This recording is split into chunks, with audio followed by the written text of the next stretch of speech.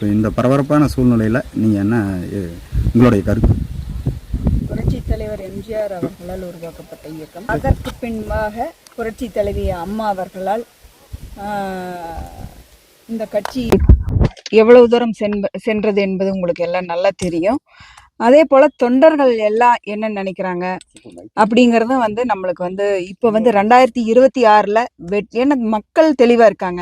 திமுகவை அகற்றிட்டு அண்ணா திமுக ஆட்சிக்கு வரணும் அப்படிங்கறது தெளிவா இருக்காங்க மக்கள். அதை நம்ம அறுவடை செய்யணும். அந்த வெற்றி என்பதை அறுவடை செய்ய வேண்டும். 2026ல நம்ம ஆட்சி அனைத்து இந்திய அண்ணா திராவிட முன்னேற்ற கழகம் ஆட்சியில் அமர வேண்டும்.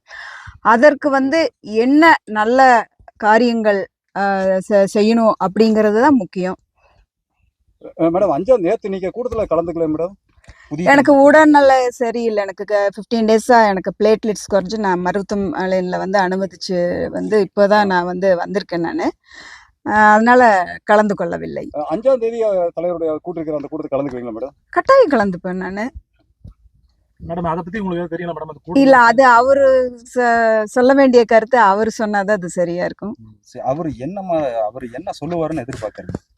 கட்சி நல்லா இருக்கணும், நம்ம ஆட்சி பிடிக்கணும் அப்படிங்கிற ஒரு நல்ல இதுதான். அவர் எப்பவுமே அதை பத்தி தான் பேசிட்டு இருப்பாரு. ஏன்னா பேசும்போது கூட புரட்சி தலைவரை பத்தியும் புரட்சி தலைவி அம்மா பத்தி வரலாறுகள் நிறைய பேசிட்டே வருவாங்க. ஏன்னா எவ்வளவு சோதனைகளை எல்லாம் கடந்து இந்த அண்ணா திமுக பயணிச்சுட்டு இருந்தது. இது நம்ம 2026ல நம்ம முழுசா அம்மா 100 ஆண்டு இந்த கட்சி இயக்கம் நான் இல்லைனாலும் எனக்கு பின்னால அம்மா இருக்குன்னு சொல்லியிருக்காங்க. ஆகவே அம்மா அவரோட கனவை நனவாக்கணும் அப்படின்னு அடிக்கடி பேசிட்டே இருப்பாரு. அது தலைவர்கள். நான் ஒரு சாதாரண தொண்டன். நல்லா இருக்கணும், கட்சிக்காரங்க நல்லா இருக்கணும்.